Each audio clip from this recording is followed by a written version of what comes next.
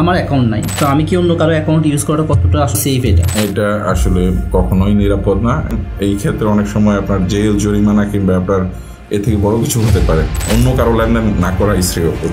অসচেতনতার কারণে আমরা অনেক সময় ভুক্তভোগী হই। আমাদের কেরিয়ার নষ্ট হয়ে যেতে পারে, আমাদের লাইফ নষ্ট হয়ে যেতে পারে, এটার জন্য আমরা জেল খাটতে হতে পারি, আমরা ফিনান্সিয়ালি জরিমানা দিতে হতে পারে।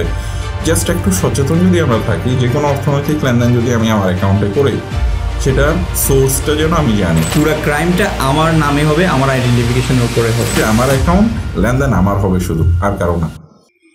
আসসালামু আলাইকুম, সবাইকে স্বাগতম জানাচ্ছি আমাদের বিওয়াইসির প্রথম পডকাস্টে। ব্র্যান্ডিং বাংলাদেশ টাইটেল আমাদের পডকাস্ট আমরা শুরু করতেছি, যেখানে আমরা বাহরাইনে বসবাসরত বাংলাদেশি এক্সপ্যাট্রিয়েট প্রবাসীদের বিভিন্ন সমস্যা এবং অ্যাওয়ারনেস নিয়ে আমরা কথা বলবো। ওই ফিল্ডে কর্মরত আমাদের বাংলাদেশি এক্সপার্টদের নিয়ে, এবং যারা বিভিন্ন সেক্টরে কাজ করছেন, অনেকে পরিচিত, অনেকে অপরিচিত।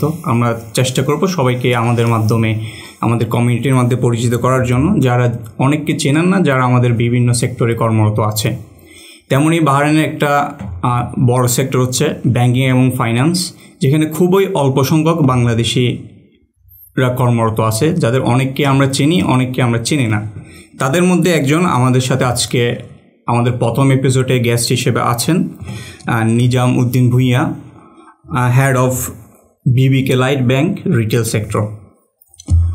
ভাইয়া, আপনাকে স্বাগত জানাচ্ছি আমাদের প্রথম পডকাস্টে। আসলে আমাদের প্রথম এপিসোডে আপনাকে পেয়ে আমরা খুবই আনন্দিত, এবং আমরা আপনাকে অনেকে চিনি এবং আমাদের অডিয়েন্স অনেকে আপনাকে চেনে না। তো আপনাকে সবার পক্ষ থেকে, আমাদের বিওয়াইসি টিমের পক্ষ থেকে আপনাকে আমাদের পডকাস্টে স্বাগত জানাচ্ছি। ধন্যবাদ নাজমুল ভাই, ধন্যবাদ বিওয়াইসি বাংলাদেশ ইউথ ক্লাব বাহরাইন এত সুন্দর একটা উদ্যোগ নেওয়ার জন্য, এবং আমাকে এই পডকাস্টে আজকে অতিথি হিসাবে আমন্ত্রণ করার জন্য, এবং বাংলাদেশ কমিউনিটির লোকজনের জন্য সচেতনতা বৃদ্ধি করার জন্য কিছু বলতে পারার সুযোগ করে দেওয়ার জন্য বাংলাদেশ ইউথ ক্লাব বাহরাইনকে অনেক ধন্যবাদ, এবং নাজমুল ভাইকে অনেক ধন্যবাদ। আমি আপনাদের এই অনুষ্ঠানে আসতে পেরে আসলে অনেক ভালো লাগছে আমার কাছে, যে কমিউনিটির জন্য আমি কিছু বলতে পারবো। পাশাপাশি আপনারা এত সুন্দর উদ্যোগ নিয়েছেন। বাংলাদেশ ইউথ ক্লাব বাহরাইন আসলে অনেক বছর যাবতে কাজ করে যাচ্ছে বাংলাদেশ কমিউনিটির সচেতনতা বৃদ্ধির জন্য, কিংবা বাংলাদেশকে ব্র্যান্ডিং করার জন্য প্রবাসে। তো আপনাদের উদ্যোগগুলো আসলে বরাবরই প্রশংসনীয়। যদিও আমি অনেক আগে থেকেই জানি আপনাদের উদ্যোগ, এই ধরনের প্রশংসনীয় উদ্যোগগুলো আপনারা নিয়ে থাকেন, বাট আপনাদের সাথে হয়তো সরাসরি কখনো কাজ করার সুযোগ হয়নি। তো সেই জন্য আপনারা আমাকে এই যে আমন্ত্রণ করার জন্য আজকের এই প্রোগ্রামে আপনাদেরকে অসংখ্য ধন্যবাদ। আপনাকে আবারও ওয়েলকাম করছি।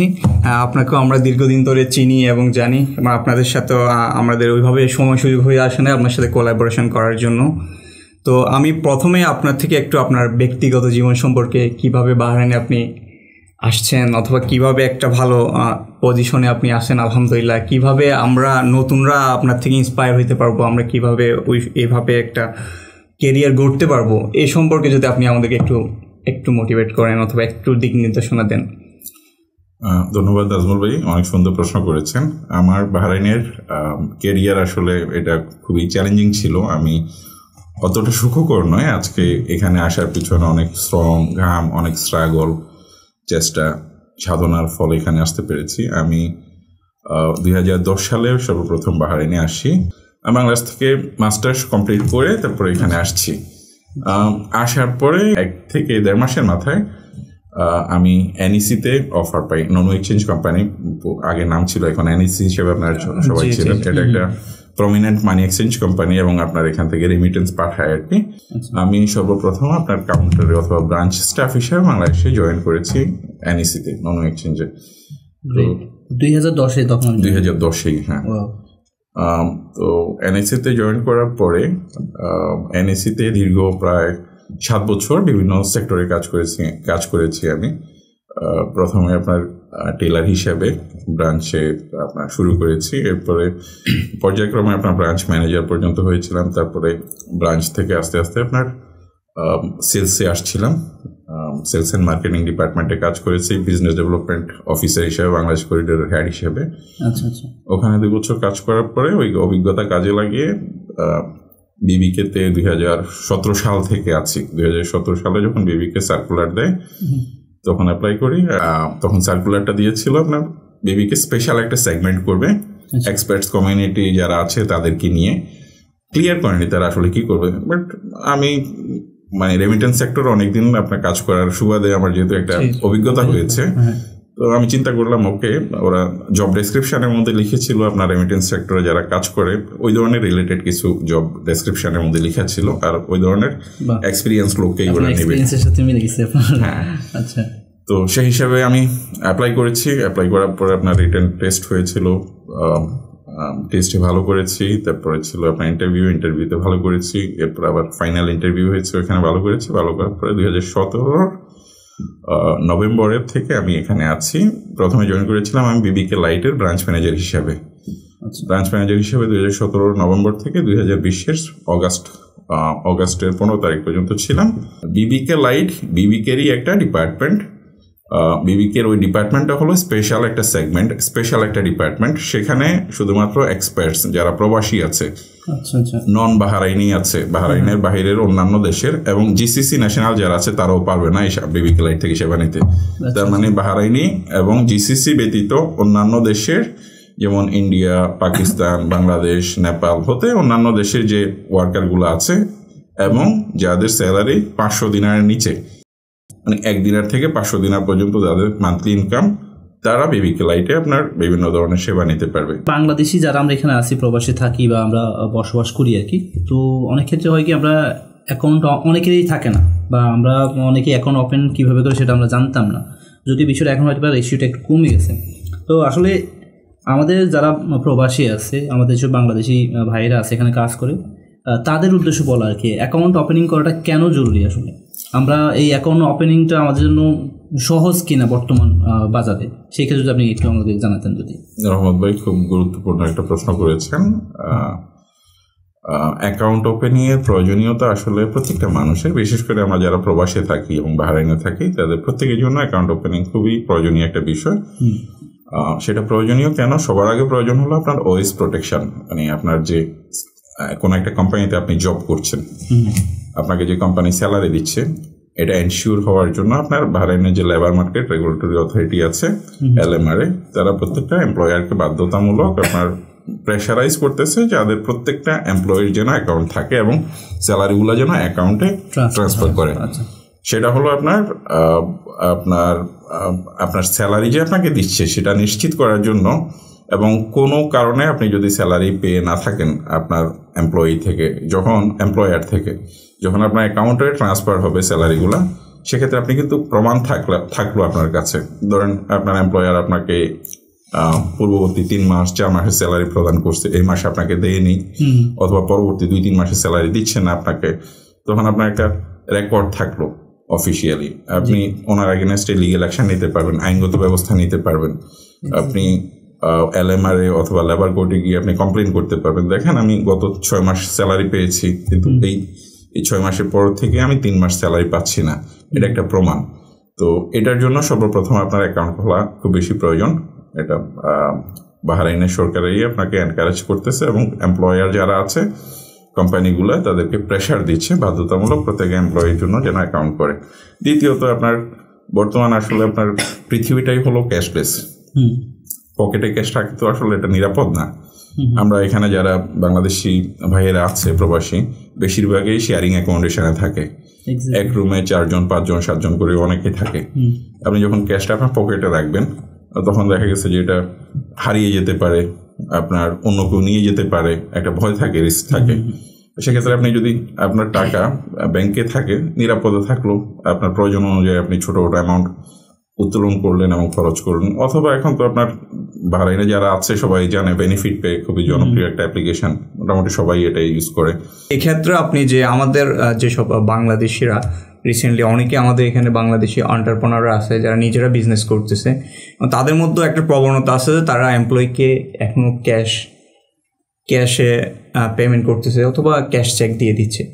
তবে তাদেরকে কি সাজেশন করবেন যে তারা যেহেতু তারা বিজনেসটা করতেছে, আমরা এখানে অবশ্যই আমরা জান যে আমাদের কমিউনিটিতে আমরা সবখানে আমরা একটু চ্যালেঞ্জ বেশি ফেস হই, ট্রান্সপারেন্সি আমাদের বিজনেসে ট্রান্সপারেন্সি থাকার জন্য যে আমরা পরবর্তীতে গিয়ে যাতে আমার বিজনেসেরও কোনো সমস্যা না হয় এবং আমার এমপ্লয়িরও সমস্যা না হয়, এক্ষেত্রে আপনি কি সাজেশন দিবেন? দেখেন, আসলে ব্যাংকিং চ্যানেলে লেনদেন করা অথবা আপনার অ্যাকাউন্টের মাধ্যমে আপনার লেনদেন করা দুই পক্ষের জন্য এটা খুবই ভালো। প্রথমত আমি যেটা বলেছিলাম যে যারা চাকুরিজীবী আছে, এমপ্লয়ি আছে, তাদের জন্য ভালো। কেন? তাদের আপনার স্যালারিটা যে প্রতি মাসে আসতেছে অ্যাকাউন্টে, এটা নিশ্চিত হচ্ছে, এবং তারা যদি কোনো মাসে আপনার মিস হয় কিংবা পরবর্তীতে কোনো যদি আপনার এমপ্লয়ারদের এগেনস্টে লিগ্যাল অ্যাকশন নিতে প্রয়োজন হয়, সেক্ষেত্রে তারা এটা এই ব্যাংকের যে স্টেটমেন্ট আছে সেটা তাদের কাজে লাগবে। দ্বিতীয়ত আপনার ভাইয়ে বলেছে যে ব্যাংক স্টেটমেন্ট, আপনার যদি ভালো একটা কোম্পানিতে আপনি কাজ করেন, আপনার যদি ভালো একটা ব্যাংক স্টেটমেন্ট থাকে, সেক্ষেত্রে আপনি বিভিন্ন বিষয়ে আপনি দেশে টাকা পাঠাচ্ছেন, ধরেন আপনি 5 মাস 6 মাস 1 বছর আপনি দেশে টাকা পাঠাননি, টাকাগুলো আপনি সেভ করলেন। আপনি যদি ক্যাশ টাকা সেভ করেন, এট এ টাইমে আপনি যখন 2000 3000 5000 দিনে আপনি পাঠাতে যাবেন বিভিন্ন মানি এক্সচেঞ্জগুলোতে, তখন কিন্তু তার একটা কোশ্চেন অ্যারাইজ করবে যে আপনার স্যালারি 100 দিনার, 200 দিনার, 500 দিনার, কিন্তু আপনি এট এ টাইম 4000 5000 6000 দিনার কিভাবে পাঠাচ্ছেন? আপনার ইনকাম সোর্সটাকে, হ্যাঁ, আপনার সোর্স অফ ইনকাম আপনাকে দেখাতে হবে। তখন তো আপনি যদি ক্যাশ টাকা পাঠান, তখন আপনি কিন্তু সোর্স অফ ইনকামটা দেখাতে পারছেন না। আপনি যদি ব্যাংকে টাকাটা রাখেন, আপনি ব্যাংক থেকে টাকাটা উঠাবেন, উঠানোর পরে আপনার যে উইথড্রয়াল স্লিপটা থাকবে, এটাই হয়েছে আপনার সোর্স অফ ফান্ড। এটা দিয়ে আপনি বাহরাইনের যে কোনো মানি এক্সচেঞ্জ থেকে আপনি টাকাগুলো পাঠাতে পারবেন যে আমি ব্যাংক থেকে টাকাগুলো উঠিয়েছি, তার মানে আমার টাকাগুলো বৈধ। এই কাগজটাই প্রমাণ করে যে আপনার টাকাগুলো বৈধ। সেটা যত বড় অ্যামাউন্টে হোক, আপনি এই পেপারটা দেখালে, উইথড্রয়াল স্লিপটা দেখালে ব্যাংক বিভিন্ন এক্সচেঞ্জগুলো আপনার টাকাটা পাঠাতে বাধ্য, আর কোনো কোশ্চেন থাকবে না। আর এমপ্লয়ারদের জন্য, যারা আপনার এন্টারপ্রেনিয়ার আছে আমাদের বাংলাদেশি, তাদের জন্য এটা ভালো এবং নিরাপদ। তারা ব্যাংকে আপনার লেনদেন করলে, কোনো একটা স্টাফ আপনার কোম্পানিতে কর্মরত আছে অনেকদিন যাবত, আপনি তাকে স্যালারি দিচ্ছেন, আপনি ক্যাশ দিলে কিন্তু এটার কোনো প্রুফ থাকতেছে না, প্রমাণ থাকতেছে না। ওই স্টাফের সাথে আপনার হয়তো বর্তমানে ভালো সম্পর্ক আছে, পরবর্তীতে ভালো সম্পর্ক কোনো কারণে নাও থাকতে পারে। হ্যাঁ, সম্পর্ক যখন খারাপ হয়, অনেক সময় অনেক স্টাফ আছে দেখা গেছে যে আইনগত ব্যবস্থা নিতে পারে আপনার এগেনস্টে, মিথ্যা একটা স্টেটমেন্ট দিয়ে যে আমার এমপ্লয়ার আমাকে গত 1 বছর যাবত কোনো স্যালারি দিচ্ছে না। তখন কিন্তু এমপ্লয়ার আপনার এই প্রুফটা করতে পারবে না যে স্যালারি দিচ্ছে। এই কারণে ব্যাংকিং চ্যানেলে স্যালারি ট্রান্সফার করা, এটা দুই পক্ষের জন্যই আসলে নিরাপদ এবং ভালো।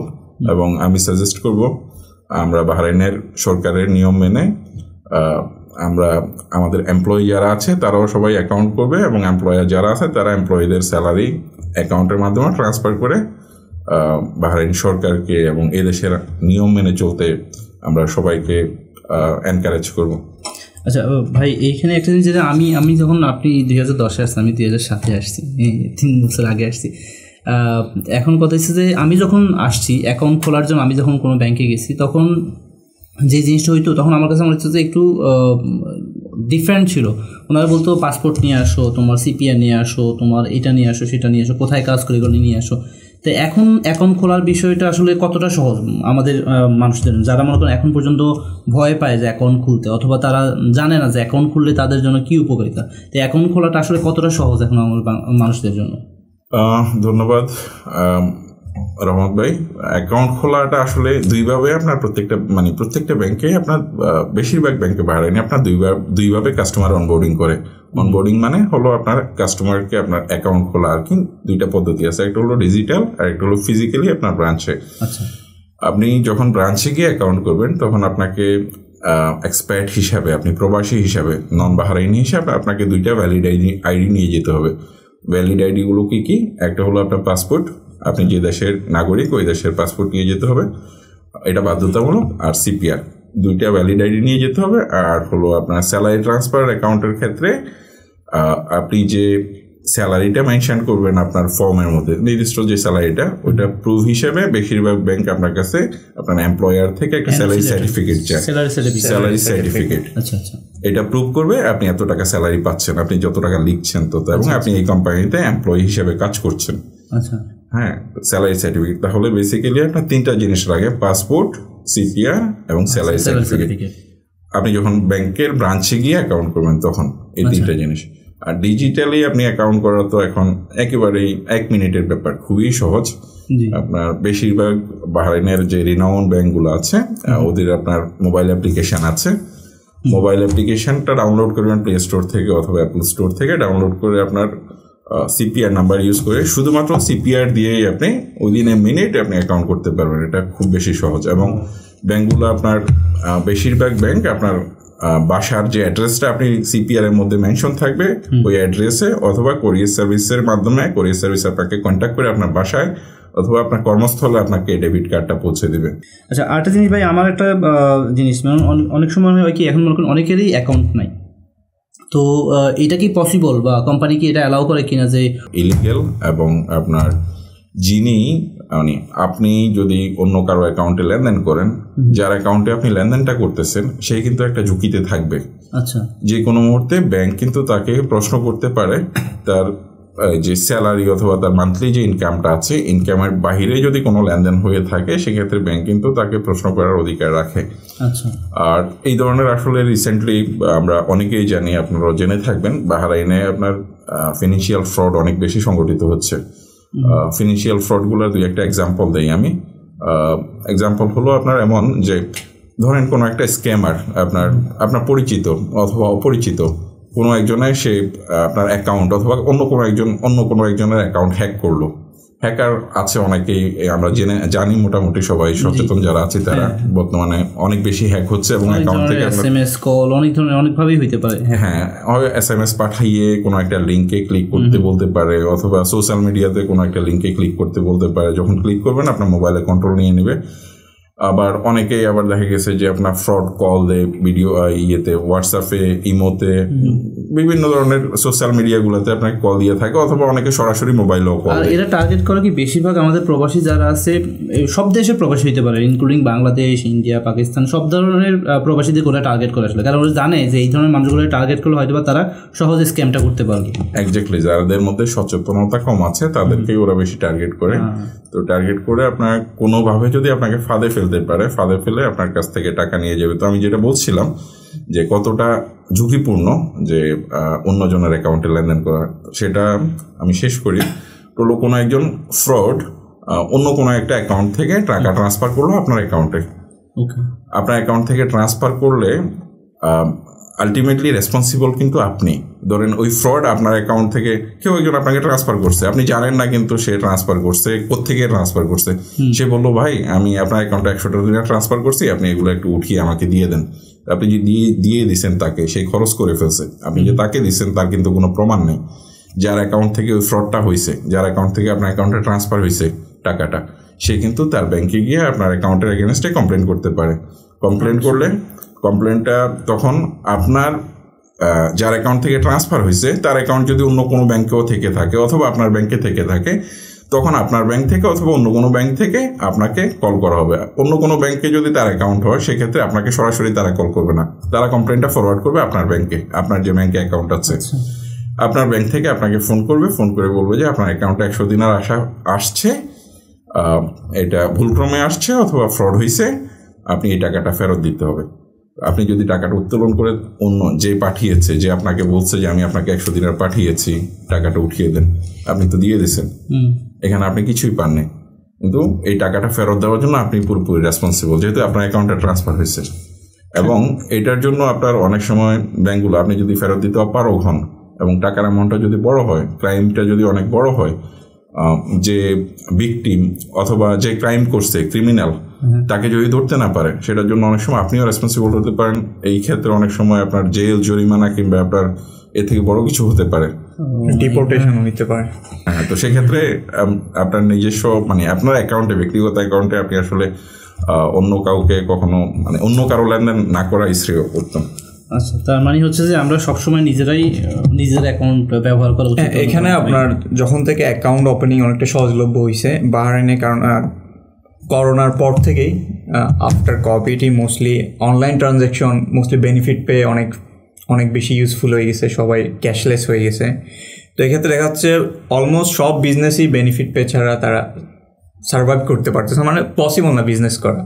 তো এক্ষেত্রে দেখা যায় মোস্টলি এমপ্লয়ারের মতামতে অথবা এমপ্লয়ারের মানে পরামর্শ ছাড়াই অনেক এমপ্লয়ি দেখা যায় যে বিভিন্ন সেলসে অথবা যখন সে ফ্রন্ট ডেস্কে কাজ করে, সে দেখা যাচ্ছে যে কাস্টমার থেকে সে তার পার্সোনাল অ্যাকাউন্টে পেমেন্ট নিচ্ছে।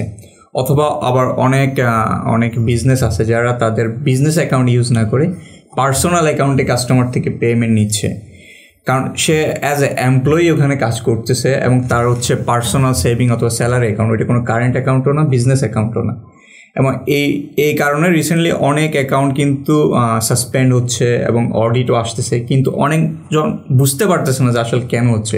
কিন্তু অনেকে এটা কি জানে না যে তারা বুঝতে পারে না যে আমি যেটা পার্সোনাল অ্যাকাউন্ট ইউজ করি এটা শুধু আমার পার্সোনাল ট্রানজ্যাকশন, যেটা আমার স্যালারির এগেনস্টে, এর বাইরে আমি যে কোনো ট্রানজ্যাকশন নিলে ওইটার জন্য অবশ্যই অডিট আসতে পারে, আমার অ্যাকাউন্ট সাসপেন্ড করার অধিকার ব্যাংক রাখে। তো এই বিষয়টা যদি আপনি একটু ক্লিয়ার করেন। আসলে এটা খুবই ঝুঁকিপূর্ণ কাজ। আপনার ব্যক্তিগত অ্যাকাউন্টে আমি যেটা বলেছি, আপনার ব্যক্তিগত লেনদেনগুলোই সীমাবদ্ধ রাখবেন। আপনি কোনো একটা এমপ্লয়ারের অধীনে আপনি কাজ করছেন, কাজের বিনিময়ে সে আপনাকে স্যালারি দিচ্ছে। আপনি কিন্তু ব্যাংকের আপনার অ্যাকাউন্টটা ইউজ করার বিনিময়ে স্যালারি পাচ্ছেন না আপনার এমপ্লয়ারের কাছ থেকে, আপনি স্যালারি পাচ্ছেন কাজের বিনিময়ে। আপনি যদি এমপ্লয়ারের আপনার যার অধীনে কাজ করতেছেন তার অনুমতিক্রমে অথবা অনুমতিক্রমে যদি আপনি মানে জানা সত্ত্বে অথবা অজানা সত্ত্বে যদি আপনি তার ব্যবসায়ের সাথে রিলেটেড কোনো ট্রানজ্যাকশন আপনি আপনার অ্যাকাউন্টে করেন, এটা কমপ্লিটলি ইলিগ্যাল। এটার জন্য ব্যাংক আপনাকে যে কোনো মুহূর্তে ফোন করে যোগাযোগ করে আপনার সাথে আপনার কাছে আপনাকে জবাবদিহি করতে বাধ্য করতে পারে, আপনার অ্যাকাউন্ট রেস্ট্রিক্টেড করে দিতে পারে। এবং ব্যাংক সেক্ষেত্রে বেশিরভাগ সময় আপনাকে সাপোর্টিং ডকুমেন্টস চায়। যে ধরেন আমরা প্রত্যেকেই স্যালারি অ্যাকাউন্ট যখন ওপেন করি আমরা একটা স্যালারি ডিক্লেয়ার করি, কারো স্যালারি 200 দিনার, সাধারণত 300, 400, 500 এই ধরনের যত স্যালারি আমরা মেনশন করে থাকি। ওই নির্দিষ্ট পরিমাণ লেনদেনের বাইরে, নির্দিষ্ট পরিমাণ অ্যামাউন্টের বাইরে আমরা যদি লেনদেন করে থাকি, ধরেন অনেকে কোল্ড স্টোরে জব করে, সুপার মার্কেটে জব করে, প্রতিদিন আপনার 2 দিনার, 5 দিনার, 10 দিনার এরকম করে অসংখ্য ট্রানজ্যাকশন হচ্ছে আপনার অ্যাকাউন্টে।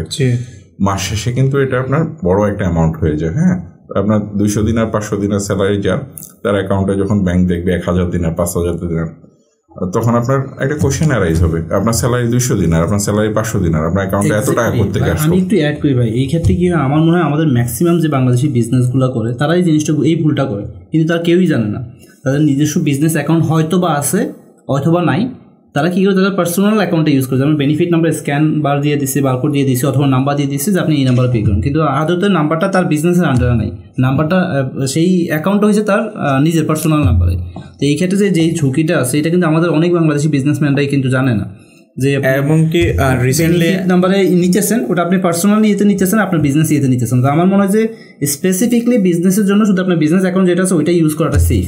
এক্স্যাক্টলি। হ্যাঁ, রিসেন্টলি আমি এরকমও কয়েকজনের সাথে কথা বলে জানতে পারছি যে নর্মালি দেখবেন আপনি মোস্টলি যে তারা পার্সোনাল অ্যাকাউন্টের কিউআর কোড অথবা এখানে দিয়ে দেয় তাদের ড্যাক্সকে পেমেন্ট নেওয়ার জন্য।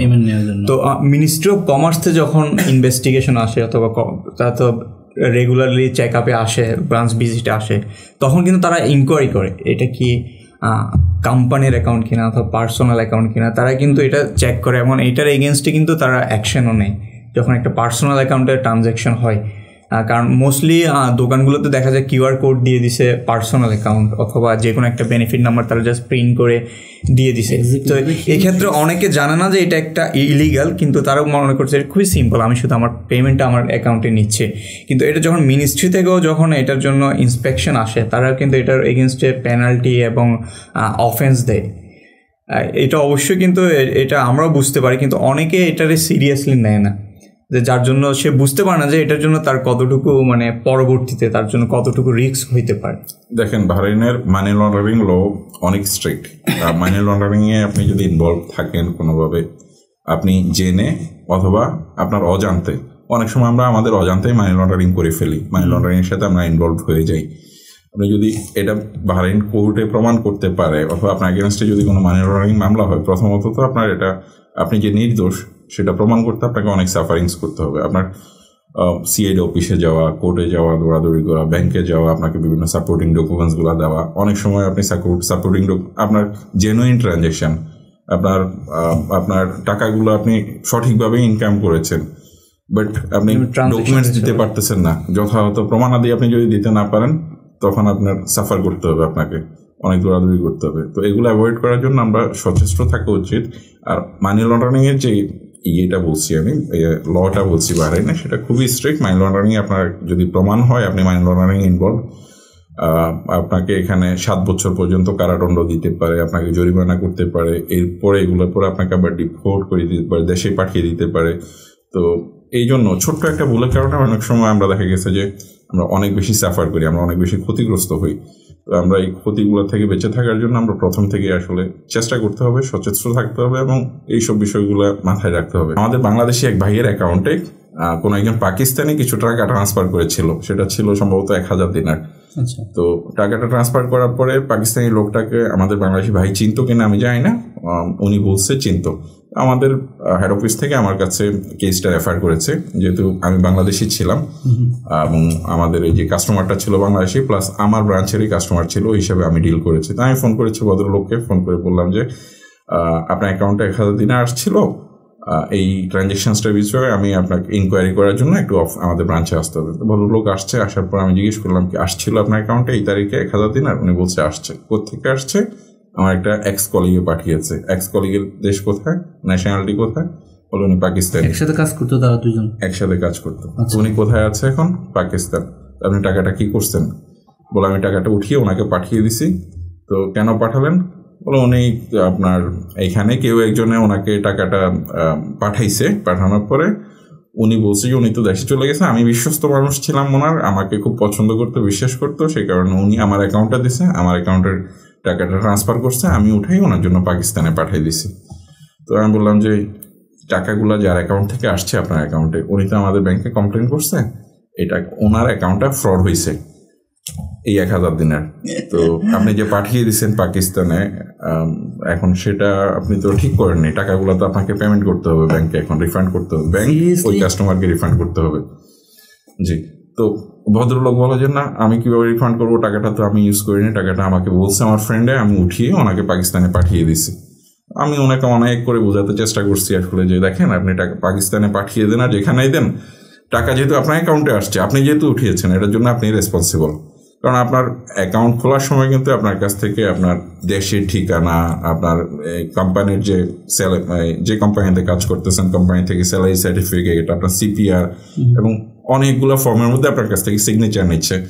আমরা হয়তো সময়ের অভাব পড়ি না, কিংবা অনেকেই পড়তে পারি না, এখানে অনেকগুলো টার্মস অ্যান্ড কন্ডিশন আছে। আমার অ্যাকাউন্টে যত ধরনের ট্রানজেকশন হবে আমার জানা শর্তে, আমি যতগুলো ট্রানজেকশন উইথড্র অথবা অজানা শর্তে, প্রত্যেকটার জন্য আমি রেসপন্সিবল। আপনার অ্যাকাউন্টে টাকাটা যেহেতু আসছে, আপনি যেহেতু পাকিস্তানে পাঠিয়ে দিচ্ছেন, এটার জন্য আপনি রেসপন্সিবল।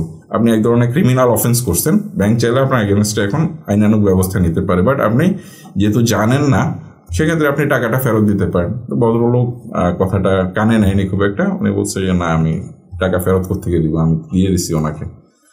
ভালো কথা। আমি আমাদের যে আপনার যেই ডিপার্টমেন্টে আপনার সাধারণত বিষয়গুলো ডিল করে, তাদেরকে আমি ইমেল পাঠিয়েছি যে উনি টাকা রিফান্ড করবে না, টাকাটা পেমেন্ট করবে না, উনি কনফার্ম করছে, আমি ওনার সাথে যোগাযোগ করেছি।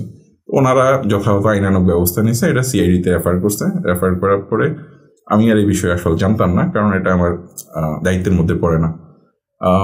আনুমানিক 1.5 বছর পরে ওই ভদ্রলোক আসছে, যে ভদ্রলোক বাংলাদেশি ভাইটা, আমি ফোন করছি যাকে, তো আমার ব্রাঞ্চে এসে আমাকে সালাম দিয়ে বলতেছে ভাইয়া ভালো আছেন? আমি বলছি হ্যাঁ ভালো আছি। আমি ওনাকে চিনিনি, ঠিক উনি আমাকে চিনছে। তো বলছে আমাকে চিনছেন আপনি? আমি বলছি না, আমি চিনিনি। 1.5 বছর আগে এরকম একটা ঘটনা হয়েছিল, 1000 দিনের আমার একটা পাকিস্তানি কলিগ আমাকে পাঠাইছিল, আপনি মনে আছে? আপনি আমাকে অনেক বুঝিয়েছিলেন যে টাকাটা দেওয়ার জন্য, আমি তো দেইনি। আমি বলছি হ্যাঁ। তো তারপর বলে দিইনি ভাই, আপনার কথা শুনে, তখন না শুনে আমি দেইনি, না দিয়ে আমি এখন আজকের এই অবস্থায় এসে পৌঁছেছি। আমি বললাম যে কি অবস্থা? বলে আমাকে পরবর্তীতে সিআইডি অফিসে নিয়ে গেছে, সিআইডি অফিসে নিয়ে ওইখানে আমাকে অ্যারেস্ট করছে। আমি প্রায় 1 বছর জেলের মধ্যে ছিলাম, এবং ওই 1000 দিন আরও আমি আমার জেলে থাকা অবস্থায় আমার রিলেটিভদের থেকে নিয়ে দিছি, তাকেও 1000 গেছে, 1 বছর জেলও কাটছি, প্লাস আমি একটা চাকরি করতাম রিফাইল্যান্ডে, আমার চাকরিটাও চলে গেছে, এখন আমি গাড়ি নিচ্ছি। তো এটা হলো আপনার মানি লন্ডারিং এর আসলে বিষয়। তো অনেক সময় আমরা এটা কেমনে ভাই নর্মাল মনে করেন, আমি যদি একজন সাধারণ পাবলিক হই, আমার কোনো একটা ফ্রেন্ড যদি আমাকে এভাবে টাকা পাঠায়, তো আমি একটু সাধারণ ট্রানজাকশন, আমার অ্যাকাউন্টে টাকা আসছে, আমি টাকা উঠাই বাস ফ্রেন্ডের টাকা ফ্রেন্ডকে দিয়ে দিছি, তো আমি এটা কীভাবে জাস্টিফাই করবো? আমি কীভাবে বুঝবো যে আমার কাছ থেকে টাকাটা আসছে, ওই অ্যাকাউন্টটা যে ফ্রড, ওইটা আমি কীভাবে বুঝবো? ওটা আমার বোঝার কথা না সাধারণ মানুষ হিসেবে, সাধারণ পাবলিক হিসেবে। সেই ক্ষেত্রে আপনি আপনার অ্যাকাউন্ট ডিটেলস আসলে আপনার অ্যাকাউন্টে আপনি আপনার কোনো খুব বেশি কাছের মানুষ না হলে আপনি আপনার অ্যাকাউন্টে লেনদেন করবেন না। কাছের মানুষ হলেও আপনি না করাই ভালো, তার ব্যক্তিগত অ্যাকাউন্টে সে লেনদেন করুক। সে যে টাকাটা কোত্থেকে নিয়ে আসছে সেটা তো আপনি জানেন না। এবং আপনি টাকাটা যখন হ্যান্ড ওভার করে দিবেন সেটা কিন্তু ব্যাংক দেখতেছে না, ব্যাংক কিন্তু আপনাকে চেনে। আপনি উইথড্র করতেছেন, আপনার অ্যাকাউন্টে টাকাটা আসছে, আপনাকে রিফান্ড করতে হবে। আপনি যাকে দিয়ে দিচ্ছেন সে যদি না দেয় আপনাকে টাকাটা রিফান্ড করতে হবে। এবং এই যে ক্রিমিনাল অফেন্স যেটা, এটার সাথে আপনি ইনভলভ ছিলেন, ব্যাংক চাইলে আপনার এগেনস্টে যে কোনো সময় লিগ্যাল অ্যাকশন নিতে পারে এবং আপনার অ্যাকাউন্ট বন্ধ করে দিতে পারে। আর বেশিরভাগ ক্ষেত্রে আমাদের বাংলাদেশি বাইরে যারা আছে তারা লোভে পড়ে আপনার এই কাজগুলো করে থাকে। ফ্রড যারা করে তারা অনেক সময় দেখা গেছে যে কেউ একজনকে ফোন করে বললো আমি আপনার অ্যাকাউন্টে 500 দিনার দিচ্ছি, টাকাগুলো আপনি উঠাবেন, এর মধ্যে থেকে আপনি 50 দিনার রাখবেন, 450 দিনার আপনি আমাকে পাঠিয়ে দিবেন। 50 দিনার লোভে দেখা গেছে যে আমরা অনেক সময় আমাদের জীবনটাকে নষ্ট করে দিই। এখানে আমরা অনেক বেশি ঝুঁকি নিয়ে ফেলি। অনেকেই 10 দিনার, 5 দিনার, 20 দিনার এই ধরনের ছোটো ছোটো অ্যামাউন্টের জন্য লোভে পড়ে আমরা ক্ষতিগ্রস্ত হয়ে যাই। তার মানে হচ্ছে ভাই অ্যাকাউন্ট থাকাটা যেমন জরুরি, এটা টেক কেয়ার করা আপনি নিজের দায়িত্ব। এটা খুব সহজ আসলে, আপনি যদি একটু সচেতন হন, আপনার ব্যক্তিগত লেনদেনগুলো ছাড়া বাইরের কারো যদি লেনদেন না করেন তাহলেই হলো বেশ। আচ্ছা, এই টপিক্সের সাথে আরেকটা রিলেটেড থাকে যে আমাদের এখানে যে ব্যাংক ট্রানজ্যাকশনের মতোই অনেকে দেখা যায় রেমিটেন্স ট্রানজ্যাকশনও করে একজন আরেকজনের বিহাফে। এটাতে তো অবশ্যই ঝুঁকি আছে। অফকোর্স ঝুঁকি তো অবশ্যই আছে। ওই যেটা বললাম, বাহরাইনে আপনি আপনার স্যালারি কত, আপনি কি করছেন, এটা কিন্তু আপনার খুব সহজেই বাহরাইন সরকার অথবা আপনার এখানকার প্রশাসন আপনার বের করতে পারে। আমাদের প্রত্যেকেরই কিন্তু স্যালারিটা এখানে GOSI, general organisation of social insurance যেটা আছে ওইখানে রেজিস্টার্ড আছে। এখন আপনার স্যালারি দেখালেন আপনি 500 দিনার, গোসিতে রেজিস্ট্রেশন আছে আপনার 500 দিনার। এখন আপনি 500 দিনার প্রত্যেক মাসে স্যালারি পাওয়ার পরে আপনার যে এক্সপেন্স আছে, এক্সপেন্সের বাদ দিয়ে বাকি টাকা আপনি বাংলাদেশের রেমিটেন্স হিসেবে পাঠাচ্ছেন। তো অনেক সময় দেখা গেছে যে আমাদের বন্ধু বান্ধব কিছু আপনার অনেকেই আছে ইলিগেল ওয়েতে অথবা লিগেল ওয়েতে আপনার টাকা আর্ন করতেছে, বাট তারা পাঠাচ্ছে না সামহাও, কোনো কারণে তারা তাদের সিপিআর অথবা আইডেন্টিফিকেশন ইউজ করে তারা টাকা পাঠাচ্ছে না। অনেক সময় দেখা গেছে সৌদি থেকে আপনার কিছু লোকজন আসে, আমাদের আত্মীয় স্বজন বন্ধু বান্ধব, অথবা অনেক সময় দেখা গেছে যে আমার কোনো একটা ফ্রেন্ডের কাছে তার একটা ফ্রেন্ড আসছে সৌদি আরব থেকে কিছু টাকা নিয়ে, টাকাটা লিগেল কি ইলিগেল আমি জানি না, কিন্তু এখন আমার ফ্রেন্ডটা আমাকে বললো যে তোমার সিপিআরটা দাও, আমি তোমার সিপিআর দিয়ে কিছু টাকা পাঠাবো। ওই টাকা পাঠানো মানে অনেক সময় ফেসে যাওয়া। কিন্তু আপনি এই যেটা বললাম 500 দিন আপনি স্যালারি পাচ্ছেন, এটা গোলসিতে রেজিস্ট্রেশন করা আছে। হ্যাঁ, আপনি আপনার প্রতি মাসে কত টাকা রেমিটেন্স পাঠাচ্ছেন সেগুলো কিন্তু খুব সেন্ট্রালাইজড বিষয়গুলো, সেন্ট্রাল ব্যাংক চাইলে খুব সহজে বের করে ফেলতে পারে। হ্যাঁ, তো আপনার 500 দিনের স্যালারি হওয়ার পরে আপনি যদি কারো অন বিহাফে 5,000 দিনার হঠাৎ করে পাঠান, এবং এটা যদি আপনার মানি এক্সচেঞ্জগুলো আপনার STR একটা টার্ম আছে ব্যাংকিংয়ের, এটা হলো সাসপিশিয়াস ট্রানজ্যাকশন রিপোর্ট। প্রত্যেকটা ট্রানজ্যাকশন আপনার ইনকামের সাথে যদি আপনার ট্রানজ্যাকশনসগুলো আপনার ম্যাচ না হয়, তখন যেই স্টাফ আপনাকে ডিল করবে তার দায়িত্ব হলো, বাধ্যতামূলক এটা, তার দায়িত্ব হলো আপনার এই ট্রানজ্যাকশনসটা সাসপিশিয়াস হিসেবে রিপোর্ট করা তাদের কমপ্লায়েন্স ডিপার্টমেন্টের দায়িত্ব হলো এই ট্রানজ্যাকশনসটা ইনভেস্টিগেট করা। আপনাকে ফোন করতে পারে, এটা সাপোর্টিং ডকুমেন্টস, আপনার সোর্স অফ ফান্ড কি, এই টাকাটা কোত্থেকে পেয়েছেন, এবং এটা যদি আপনি দিতে না পারেন সোর্স অফ ফান্ডটা, তখন আপনার ট্রানজ্যাকশনসটা প্রসেস তো করবেই না, এটা হোল্ড করে রাখবে, পাশাপাশি এটা সেন্ট্রাল ব্যাংকে রিপোর্ট করবে। সেন্ট্রাল ব্যাংকে রিপোর্ট করলে তখন আপনাকে সেন্ট্রাল ব্যাংক থেকে ডাকতে পারে অথবা CID থেকে ডাকতে পারে এগুলো সাপোর্টিং ডকুমেন্টস দেওয়ার জন্য। যদি আপনি যথাযথ প্রমাণ দিতে পারেন, কাগজপত্র দিতে পারেন তাহলে তো ভালো, যদি না দিতে পারেন তখন এটার জন্য আপনাকে অনেক সাফার করতে হবে। এটা এক ধরনের মানি লন্ডারিংয়ে বলা যায়। অবশ্যই এটা মানি লন্ডারিং এর, কারণ আপনি যখন আরেকজনের বিহাফে এতগুলো পেমেন্ট আপনি ট্রানজ্যাকশন করতেছেন যেটার কোনো ভ্যালিড ডকুমেন্টস নাই, তাহলে এটা তো অলমোস্ট মানি লন্ডারিংয়ে।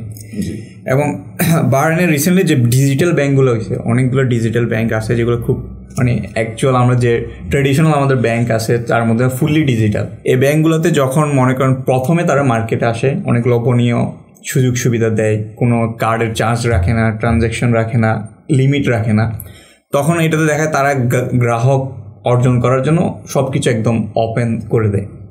কিন্তু মোস্টলি ব্যাংকে দেখা যায় 1-2 বছর পর থেকে তারা অডিটিং শুরু করে, এবং ওই অডিটিংয়ের ক্ষেত্রে তারা হয়তো সেন্ট্রাল ব্যাংক থেকে প্রেশার পায় অথবা যে কোনো তারা একটা নাম্বার অফ অ্যাকাউন্ট সাসপেন্ড করে দেয়। যেমন দেখা যাচ্ছে আপনি আপনার একটা অ্যাকাউন্টে আপনি আগে 1-1.5 হাজার দিনার ট্রানজ্যাকশন করতেন, এখন দেখা গেল আপনার স্যালারি থেকে 50 দিনার এক্সিড হয়েছে, তারা আপনার ট্রানজ্যাকশন হোল্ড করে দিছে। তা এই ক্ষেত্রে অনেকের অ্যাকাউন্ট সাসপেন্ড হয়ে যায়। কিন্তু মানুষের ব্যাংক কিন্তু ক্লিয়ার করে না, তারা কিন্তু একটা তাদের টার্ম অ্যান্ড কন্ডিশনের মধ্যে রেখে আপনার অ্যাকাউন্ট সাসপেন্ড করে অবশ্যই, কিন্তু গ্রাহক পর্যায়ে যারা আছে তারা কিন্তু এটা মানে বুঝতে পারে না যে আমার অ্যাকাউন্ট কেন হোল্ড হয়ে গেছে। এবং আপনি জানেন আমাদের মেজরিটি একটা আমাদের এক্সপেক্টেড কমিউনিটির মধ্যে আছে, তারা আসলে অতটা লিটারেট না এবং অনেক কিছু টার্ম কন্ডিশন বুঝে না, কিন্তু মোস্টলি সবাই অ্যাকাউন্ট ইউজ করে। আবার এমন দেখা যায় যে রিস্কের যে এটা আমরা বরাবর এটা ইগনোর করি, যেমন আমার অ্যাকাউন্ট আরেকজনকে ইউজ করতে দিলাম, তো আরেকজনের নামে ট্রানজ্যাকশন করলাম, এমনকি আমার কার্ডও আমি আরেকজনকে ইউজ করতে দিচ্ছি, সে আমার কার্ডে রিচার্জ করতেছে আবার সেটা ইউজ করতেছে আমি জানি না। তো এটা সবগুলোতে রিস্ক থাকে এবং আমরা এটার কতটুকু সতর্কতার সাথে মানে আমরা এটাকে নেগলিজেন্স যে করতেছি, আমরা ইগনোর করতেছি, এটা তো অবশ্যই পরবর্তীতে এটা আমাদের জন্য আমরা যে কোনো সময় ফেসে যেতে পারি। আপনি ঠিক বলেছেন। আসলে ওই যে আগে যেটা বললাম, মানি লন্ডারিংয়ের এখানকার যে ল বাহরাইনের, এটা খুবই স্ট্রিক্ট এবং এটার জন্য আমরা অনেকেই না জেনে আমরা দেখা গেছে যে অসচেতনতার কারণে আমরা অনেক সময় আমরা ভুক্তভোগী হই, আমাদের কেরিয়ার নষ্ট হয়ে যেতে পারে, আমাদের লাইফ নষ্ট হয়ে যেতে পারে, এটার জন্য আমরা জেল খাটতে হতে পারি, আমরা ফিনান্সিয়ালি জরিমানা দিতে হতে পারে। জাস্ট একটু সচেতন যদি আমরা থাকি, যে কোনো অর্থনৈতিক লেনদেন যদি আমি আমার অ্যাকাউন্টে করি, সেটা সোর্সটা যেন আমি জানি। আমার ব্যক্তিগত হলে তো আমি অফকোর্স জানবো, যদি আমি আমার ভাইয়ের থেকে নেই, আমার রিলেটিভ অন্য কারোর থেকে নেই, আমার কোনো বন্ধুর থেকে নেই, সেটাও যেন খুব বেশি না হয়, লিমিটেড থাকে। আমরা প্রত্যেকে আমাদের ইনকাম জানি, আমাদের ব্যাঙ্কগুলো আমাদের ইনকাম সম্পর্কে জানে এবং এখানকার বাহরাইনের সরকার যে তারাও আমাদের ইনকাম সম্পর্কে জানে। আমার যদি 500 দিনার ইনকাম হয়, সেই ক্ষেত্রে আমি হয়তো মাঝে মধ্যে 2 মাস 4 মাস 6 মাসে একটা ট্রানজ্যাকশন আমার ভাইয়ের অন বিহাফে করতে পারি 200 দিনারের, সেটা মানে খুবই নর্মাল। কিন্তু আমার ইনকাম যদি 200 দিনার হয়, আমি যদি আমার ভাইয়ের অন বিহাফে অথবা আমার বন্ধুর অন বিহাফে অথবা তার কোনো রিলেটিভের অন বিহাফে যদি 1000 দিনার অথবা 5000 দিনার লেনদেন করে থাকি, কিংবা আমার এমপ্লয়ারের অন বিহাফে যদি আমি 5000 দিনার লেনদেন করে থাকি, এটা তো খুবই আনইউজুয়াল এবং এটা অনেক বড় একটা কোশ্চেন হতে পারে, এটার জন্য আমরা ভুক্তভোগী হতে পারি। তো এই বিষয়গুলো আমরা জাস্ট মাথায় রাখলেই হবে যে আমার অ্যাকাউন্ট লেনদেন আমার হবে শুধু, আর কারো না। এটা যদি আমরা মাথায় রাখি তাহলে আমরা এই ধরনের ঝুঁকি, হ্যাঁ, কারণ অনেক সময় দেখা যায় আমাদেরকে কেউ রিকোয়েস্ট করে, কিন্তু আমাদের মাথায় রাখতে হবে আমরা যখন লিগালি ফেসে যাব, এটা শুধু আমাকে ফেস করতে হবে, তখন আমার এমপ্লয়ারও আমাকে হেল্প করতে পারবে না, আমার ফ্রেন্ডও আমাকে হেল্প করতে পারবে না, অথবা আমার ওয়েল উইশারও আমাকে হেল্প করতে পারবে না, কারণ এটা পুরো ক্রাইমটা আমার নামে হবে, আমার আইডেন্টিফিকেশনের উপরে হবে। এই জিনিসটা অনেকে আসলে খুবই সিম্পলি নেন, বাট এইগুলা কিন্তু ফিউচারে গিয়ে আপনি অনেক সিরিয়াস ইস্যু ফেস করতে পারেন এটাতে। এটা মনে হয় কি আমাদের অধিকাংশ প্রবাসী যারা আছে তারা হয়তো এত বেশি হয়তো স্যালারি আর্ন করে না বা এত বেশি করে না, তো ওনারা ভাবে যে এমন কোনো কিছু আসলে হবে না। কিন্তু নিজের অ্যাকাউন্ট যখন হয় তখন যে নিজে টেক কেয়ার করতে হবে বা ট্রানজ্যাকশন করার সময় নিজের সব দায়িত্ব নিতে হবে, এই জিনিসটা আসলে ওনাদের জানা দরকার বা বোঝা দরকার যে অ্যাকাউন্ট নিজের থাকলে ট্রানজ্যাকশনগুলো নিজের দায়িত্ব নিয়ে করতে হবে। অ্যাকাউন্ট ক্লোজ করে দিবে, কিন্তু আপনার পারমিশন লাগবে না। যদি সন্দেহজনক লেনদেন থাকে, ব্যাংক যদি কোনো আপনার লেনদেনের বিষয়ে যদি কোনো ঝুঁকি নিতে না চায়, অনেক ক্ষেত্রেই হয়। আমি আমার ডিপার্টমেন্টে এই ধরনের অনেক অ্যাকাউন্ট আমরা বন্ধ করে দিই। কাস্টমার আসছে, কোনো একজন কাস্টমারের স্যালারি 100 দিনার 200 দিনার 300 দিনার, আমরা দেখেছি তার অ্যাকাউন্টে 3000 দিনার 4000 দিনার লেনদেন হচ্ছে। যখন আমরা নোটিস করি, এটা আমাদের ওখানে সিস্টেম আছে, সিস্টেমে আমাদেরকে নোটিফিকেশন দেওয়ার পরে আমরা কাস্টমারগুলো একটা লিস্ট করি, লিস্ট করার পরে আমরা ওই কাস্টমারগুলোর অ্যাকাউন্টগুলো বন্ধ করে দিই এবং পাশাপাশি আমাদের যে কমপ্লায়েন্স অ্যান্ড এমএল ডিপার্টমেন্ট আছে তাদের কাছে আমরা একটা লিস্ট পাঠাই, রিপোর্ট করি এই কাস্টমারগুলো লেনদেন করছে। তার অ্যাকাউন্ট বন্ধ হয়ে যাওয়া মানেই এমন না সে চলে গেছে অথবা সে বেঁচে গেছে। অ্যাকাউন্ট বন্ধ হওয়ার পরও তার যে রেকর্ডটা আছে, যে তার যে অ্যাক্টিভিটিসগুলো আছে এবং তার ডিটেলস কিন্তু আমাদের কাছে আছে, ব্যাংকের কাছে। ব্যাংক এগুলো নিয়ে ইনভেস্টিগেশন করে যদি কোনো সন্দেহজনক কিছু পায়, ব্যাংক পরবর্তীতে কল করতে পারে এবং আইনগত ব্যবস্থা নিতে পারে।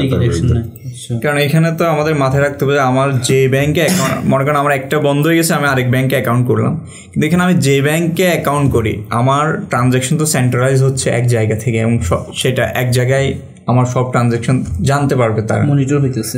বাহরাইনের সেন্ট্রাল ব্যাংক এবং এখানকার যে ল এনফোর্সমেন্ট এজেন্সি আছে, এখানে আমরা যারা বসবাস করি আমরা জানি আসলে খুবই এই ডিজিটাল প্রযুক্তির যুগে এসে আসলে এরা কতটা অত্যাধুনিক প্রযুক্তি ব্যবহার করে বিভিন্ন ক্রিমিনাল অফেন্সগুলা অথবা ক্রাইমগুলা ধরার জন্য, এবং খুব সহজে কিন্তু এরা আপনার ট্র্যাক করতে পারে সবকিছু। হ্যাঁ, সেন্ট্রাল ব্যাংক চাইলে আমার আইডেন্টিফিকেশন দিয়ে জানতে পারে আমার কোন ব্যাংকে কয়টা অ্যাকাউন্ট আছে। হ্যাঁ, এটা খুব সহজে তাদের কাছে।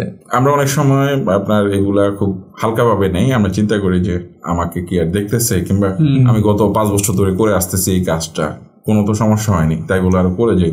তো 5 বছর ধরে করে আসতেছেন, ধরা পড়েন নেই কিংবা আপনার এগেনস্টে কোনো অ্যাকশন নেই, তার মানে এই না যে আপনি সামনেও ধরা পড়বেন না, কালকেও পড়তে পারেন। সো আমরা একটু সতর্ক থাকলে আমরা বিভিন্ন ধরনের সমস্যাগুলো থেকে বাঁচতে পারি।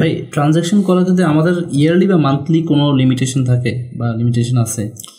অ্যাকচুয়ালি আপনার বাহরাইনের সেন্ট্রাল ব্যাংকের নিয়ম অনুযায়ী হলো আপনার যে কোনো কাস্টমার আপনার 6,000 দিনার উপরে, 6,000 দিনার একটা থ্রেশহোল্ড আছে। আচ্ছা, থ্রেশহোল্ডটা আপনার হলো 6,000 দিনার। 6,000 দিনের উপরে যদি আপনাকে ট্রানজেকশন করেন আপনি, এটাকে হাই ভ্যালু ট্রানজেকশন হিসেবে ওনারা কনসিডার করে সেন্ট্রাল ব্যাংক, বাহরাইন সরকারের নিয়ম। ওই হাই ভ্যালু ট্রানজেকশন যখন আপনি করতে যাবেন, আপনাকে সাপোর্টিং ডকুমেন্টস দিতে হবে। ধরেন আপনি ব্যাংকে এটা ডিপোজিট করতে গেলেন, ব্যাংক আপনার কাছে ডকুমেন্টস চাইবে 6,000 দিনার আপনি কোথায় পাইছেন, আপনার অ্যামাউন্টটা কোথায় পাইছেন। ইয়ারলি না মান্থলি কথা বলতেছেন? মান্থলি, প্রতি মাসে 6,000 দিনারের একটা থ্রেশহোল্ড থাকে। হ্যাঁ, এটা হলো আপনার সেন্ট্রাল ব্যাংক থেকে নিয়ম করা। এবং আপনি যদি এই টাকাটা রেমিটেন্স হিসেবে কোথাও পাঠাতে যান, তখন আপনাকে কি করবে, ওই যে এক্সচেঞ্জ হাউসে আপনি যাবেন, তারা কিন্তু এটা সাপোর্টিং চাইবে। এটা হচ্ছে সেন্ট্রাল ব্যাংকের 6,000 দিনার থ্রেশহোল্ড যেটা, এটা বাট আপনার এই বিভিন্ন এক্সচেঞ্জ হাউসগুলা অথবা বিভিন্ন ব্যাংকগুলা ওরা আপনার বেসড অন আপনার ইনকামের উপর নির্ভর করে তারা আপনাকে আপনার ট্রানজেকশন সম্পর্কে আপনাকে ইনকোয়ারি করতে পারে, কিংবা তাদের রেমিটেন্স হাউসগুলো কি আমার ইনকাম সম্পর্কে জানবে? ওরা কি জানে যে আমার ইনকাম কত হইতেছে, মান্থলি কত ইনকাম করতেছে? এমন হইতে মনে করেন 6,000 দিনার আমি যেটা বলেছি, এটা সেন্ট্রাল ব্যাংকের থেকে বাধ্যতামূলক প্রত্যেকটা ফিনান্সিয়াল ইনস্টিটিউশন যারা আছে, মানি চেঞ্জ হতে পারে, ব্যাংক হতে পারে, সেন্ট্রাল ব্যাংক তাদেরকে এই নিয়মটা মানতে বাধ্য করছে, এটা ইম্পোজ করছে। হ্যাঁ, যে 6,000 দিনার উপরে কোনো লেনদেন হলে আপনাকে পেপারস গুলা নিতে হবে, এবং এগুলো সেন্ট্রাল ব্যাংক যে কোনো সময় অডিটে আসলে সেন্ট্রাল ব্যাংকে আপনাকে দেখাতে হবে। হ্যাঁ, তো এক্সচেঞ্জগুলা অথবা ব্যাংকগুলা তারা নিজেদের সেফটির জন্য, সিকিউরিটির জন্য তারা করে থাকে কি, আপনার 6,000 দিনার পর্যন্ত কেউ যায় না। সাধারণত যাদের অনেক বড় মাল্টিমিলিয়নার, যারা অনেক বড় ব্যবসায়ী যারা, তারা ঠিক আছে, তাদের জন্য 6,000 দিনার। আমরা যারা এক্সপার্টস আছি, আমরা যারা চাকরিজীবী আছি, অল্প বেতনে চাকরি করি, শ্রমিক যারা আছে, অথবা ছোটখাটো ব্যবসায়ী যারা আছে, যাদের মান্থলি ইনকাম 500, 1,000, 2,000 দিনার, তাদের ক্ষেত্রে আপনার বিভিন্ন এক্সচেঞ্জগুলা, আপনি সাধারণত একজন শ্রমিক এখানে দেখলে তো অনেক সময় বোঝা যায় যে এই লোকটা ইনকাম কত হতে পারে, কিংবা কোন কোম্পানিতে কাজ করতেছে। প্রত্যেকটা ট্রানজেকশন করতে কিন্তু আপনার সিপিআর লাগবে। সিপিআর এ কিন্তু আপনার অকুপেশন লেখা আছে। কারণ আপনার অকুপেশন যদি সেলসম্যান হয়ে থাকে, সেক্ষেত্রে আপনি তো 5,000 দিনার স্যালারি পাবেন না, অথবা আপনি 2,000 দিনারও স্যালারি পাবেন না। একজন সেলসম্যান সাধারণত এখানকার অ্যাভারেজ স্যালারি কত হয়, 200 দিনার থেকে 500 দিনার। এখন আপনার অকুপেশন সেলসম্যান লেখা দেখলো একটা এক্সচেঞ্জ হাউসে, আপনার স্যালারি ওরা বুঝতে পারবে 200 থেকে 500 দিনার। আপনি যদি 2,000 দিনারও ট্রানজেকশন করতে যান, ওই এক্সচেঞ্জ হাউসে যে স্টাফ আছে আপনার ট্রানজেকশনটা করবে, সে এটার বিষয়ে ইনকোয়ারি করতে পারে যে আপনি 2,000 দিনার কোত্থেকে নিয়ে আসছেন, পেপারস নিয়ে আসেন। তার কিন্তু সম্পূর্ণ এখতিয়ার আছে আপনার ট্রানজেকশনটা রিজেক্ট করে দেওয়ার, যদি সন্দেহ হয়। বাহরাইনে মোস্টলি সবচেয়ে বড় ফ্রড যেটা হয়, ওটা হচ্ছে বেনিফিট পে এর ওটিপি। এবং অনেকে আসে বেনিফিট পে ইউজ করে, কারণ আমাদের যেহেতু এখানে একটা মেজর একটা সংখ্যক এক্সপার্ট হচ্ছে শ্রমিক, তারা ওইগুলো সম্পর্কে অতটা ডিজিটালাইজ সম্পর্কে, তাদের হয়তো স্যালারি অ্যাকাউন্টের জন্য কেউ অ্যাকাউন্ট খুলে দিছে, সেট আপ করে দিছে, এমনকি এমন দেখা যায় একজনের অ্যাকাউন্টের ডিটেলস তার সবার কাছে আছে। দেখা গেল আমার একটা কোম্পানির আমি সুপারভাইজার, আমি সব স্টাফরে খুলে দিছি অ্যাকাউন্ট, সবার লগ ইন পাসওয়ার্ড আমার কাছে অ্যাক্সেস আছে। তো এই ক্ষেত্রে দেখা যায় ওটিপিটা খুব সহজে মানুষ বুঝে যায়। কেউ ফোন করে বললো যে যারা একটু সহজ সরল, যেহেতু আমাদের এখানে মোস্টলি একটা শ্রমিক শ্রেণীর লোকজন আছে, যে আপনাকে ফোন করে বললাম আমি ব্যাংক থেকে ফোন করতেছি এবং আপনার অ্যাকাউন্ট তো সাসপেন্ড করে দিবে, আপনি ইমিডিয়েটলি ভেরিফিকেশন করুন। এবং বাহরাইনের রিসেন্টলি সবচেয়ে বড় ফ্রড কিন্তু এই ওটিপি দিয়ে হচ্ছে। তো এইটাতে আমাদেরকে সতর্ক যে আমরা কীভাবে অ্যাওয়ারনেস করতে পারি, যারা একদম রুট লেভেল আছে, যারা অতটা এটা নিয়ে সচেতন না। আমার তো মনে হয় না এখন এটা একটা লম্বা সময় ধরে ফ্রডটা চলতেছে, সবাই অজ্ঞ এটা সম্পর্কে জ্ঞাত আছে। তো তারপর আমরা কীভাবে এটাতে অ্যাওয়ারনেস করতে পারি? আচ্ছা, ওটিপিটা যদি আমরা সহজ করে বলি, আমাদের অনেক প্রবাসী ভাইয়েরা আছে ওটিপি বুঝবে না। ওটিপি হলো ওয়ান টাইম পাসওয়ার্ড। এটা হলো আপনার অনেক সময় আমরা ব্যাংকিংয়ে যে কোনো ধরনের লেনদেন করলে ব্যাংক আপনি যে ট্রানজেকশনসটা করতেছেন অথবা ট্রানজেকশনসগুলো করতেছেন, সেটা এনশিওর হওয়ার জন্য, সেটা নিশ্চিত হওয়ার জন্য আপনার মোবাইলে একটা নাম্বার পাঠায়। নাম্বারটা সাধারণত 4 ডিজিট অথবা 6 ডিজিটের হয়, এটাকেই ওটিপি বলে। তো আপনি অনেক সময় এখন দেখা গেছে যে আপনি একটা মোবাইলে যে বেনিফিট অ্যাপ্লিকেশন আছে আপনার অন বিহাফে, আমি আমার মোবাইলে আপনার অ্যাপ্লিকেশনটা ডাউনলোড করলাম, ডাউনলোড করে আপনার সিপিআর নাম্বারটা সামহাও আমি কালেক্ট করলাম অথবা আপনার মোবাইল নাম্বারটা আমি কালেক্ট করলাম। আমি যখন লগ ইন করতে যাব ওই অ্যাপ্লিকেশনে অটোমেটিকলি আপনার মোবাইলে একটা মেসেজ পাঠাবে, ওটিপি পাঠাবে 4 ডিজিটের, 4 সংখ্যার অথবা 6 সংখ্যার। বেনিফিট পের এটা 4 সংখ্যার হয়ে থাকে সম্ভবত। তো মেসেজটা যখন আসবে তখন আমি কি করব, মানে যারা ফ্রড করে তারা কি করবে, আপনার সাথে কন্ট্যাক্ট করবে, আপনাকে ফোন করবে, ফোন করে বলবে আমি বেনিফিট পে অফিস থেকে বলছি, অথবা আমি ব্যাংক থেকে বলছি, অথবা আমি সিআইডি থেকে বলছি, আপনার কাছে একটা মেসেজ দিয়ে পাঠিয়েছি 4 সংখ্যার, ওই মেসেজটা আপনি আমাকে একটু ফরওয়ার্ড করেন অথবা নাম্বারটা আমাকে একটু বলেন, কারণ আপনার অ্যাকাউন্টটা লক হয়ে গেছে, আমরা আনলক করে দিচ্ছি। আচ্ছা, তো এটা বললে আমাদের অনেক সহজ সরল প্রবাসী ভাইয়েরা আছে, দিয়ে দেয়। অনেকেই মনে করে সত্যি সত্যি পুলিশ অফিসার ফোন করেছে, অনেকে মনে করে ব্যাংক থেকে ফোন করেছে। অনেক ভিডিওতে দেখা যায় যে পুলিশ অফিসাররা মানে একদম মাস্ক পরে, পুলিশের ড্রেস পরে একদম ভিডিও কল দেয়। তো একটা অফিসিয়াল কখনো আপনাকে হোয়াটসঅ্যাপে ভিডিও কল দিবে না, আপনাকে ইমোতে ভিডিও কল দিবে না। এটা আমাদের খুবই কমন সেন্সে থাকার কথা। হ্যাঁ, আসলে ভিডিও কল যদি আপনার, মানে প্রথমত আপনাকে কোনো অফিস থেকেই ভিডিও কল দিবে না, অথবা আপনার সোশ্যাল মিডিয়াতে কল করবে না। কোনো ব্যাংক অথবা যে কোনো ধরনের সরকারি অফিস থেকে আপনাকে সোশ্যাল মিডিয়ার প্ল্যাটফর্মগুলোতে কল করবে না, আপনাকে সরাসরি আপনার মোবাইলে ফোন করবে। এমন যেগুলো আমরা দেখছি ব্যাংকের যেগুলো ভিডিও ভেরিফিকেশন করে, তার এগুলো তাদের অ্যাপে বিল্ট ইন, তারা কখনো আপনাকে থার্ড পার্টি অ্যাপ থেকে কল দেবে না। হ্যাঁ, এরপরে ভেরিফিকেশনের জন্য অথবা আপনার সরকারি কোনো অফিস থেকে আপনাকে ফোন করে কখনোই আপনার কাছে ওটিপি চাইবে না। ব্যাংক থেকে ফোন করে কখনোই আপনার কাছে কার্ডের পিন নাম্বার, কার্ডের পিছনে 3 ডিজিটের একটা নাম্বার থাকে, সিকিউরিটি নাম্বার, ওই নাম্বার অথবা আপনার ওটিপি কখনোই চাইবে না ভেরিফিকেশনের জন্য। কোনো কারণে যদি আপনার কোনো কিছু ভেরিফিকেশন করতে হয়, সেক্ষেত্রে ব্যাংক আপনাকে সর্বোচ্চ আপনার সিপিআর নাম্বার, আপনার নাম অথবা আরো কিছু সিকিউরিটি কোশ্চেন আছে যেগুলো আপনার বাবার নাম, আপনার মায়ের নাম, আপনার ডেট অফ বার্থ, আপনার অ্যাড্রেস, এইসব কথাগুলো আপনাকে জিজ্ঞেস করতে পারে। আপনার ডেবিট কার্ডের নাম্বার, আপনার পিন নাম্বার অথবা আপনার ওটিপি এগুলো কখনোই চাইবে না। সো মানে আমাদের বাংলাদেশ কমিউনিটির যে ভাইরা আছে এখানে, তাদের সবার উদ্দেশ্যে বলতে চাই, কখনোই কোনো ব্যাংকের কর্মকর্তা পরিচয় দিয়ে অথবা কোনো পুলিশ কিংবা সরকারি কর্মকর্তার পরিচয় দিয়ে আপনাদের কাছে যদি ওটিপি অথবা যে আপনাদের মোবাইলে মেসেজ পাঠানো হয়েছে 4 সংখ্যার একটা নাম্বার, আমি পুলিশ থেকে বলছি এই নাম্বারটা আমাকে একটু দেন, কখনোই দিবেন না। এটা দিলে আপনার অ্যাকাউন্টে যদি টাকা থেকে থাকে কিংবা না থাকলে পরবর্তীতে যদি টাকা আসে, সেক্ষেত্রে আপনার অ্যাকাউন্ট থেকে টাকা নিয়ে চলে যেতে পারে। তো আপনারা এই বিষয়ে সচেতন থাকবেন। ডিজিটাল জিনিসটা যেটা হয়েছে সেটা আপনার মানে এটার সহজলভ্যতা আছে, বা এটাতে আপনার একটু সতর্ক থাকা উচিত আর কি। যেমন আমার এটা যতটা সহজ, আমার হাতের মুঠোয় আছে, আমি ট্রানজাকশন সহজেই করতে পারতেছি, আমার লাইনে দাঁড়াইতে হইতেছে না, আমি নিজে করতে পারতেছি, যখন ইচ্ছা তখন করতে পারতেছি।